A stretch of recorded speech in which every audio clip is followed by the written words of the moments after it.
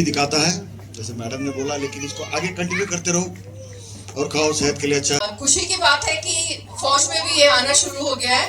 बाकी तो हम अपने लेवल में तो खाते ही रहते हैं, लेकिन सबके लिए राशन में आना शुरू हो गया है।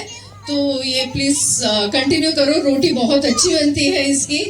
तो मैंने पता किया था कि रोटी और खिचड़ी तो बना ही रहे हैं, और ये बाकी लोग जिन्होंने कभी टेस्ट ही नहीं किया है उनके लिए थोड़ा सा तो मुश्किल है इसको, उसका अपीयरेंस या जो भी है टेक्सचर है देख के ना खाने में थोड़ा सा इतनी इजीली वो टेस्ट में आता नहीं है। लेकिन 4-5 बार खाने के बाद तो अच्छा लगने लगता है। ठीक है, कुछ नहीं है तो हेल्थ के लिए सही खाना शुरू कर देना। ठीक है।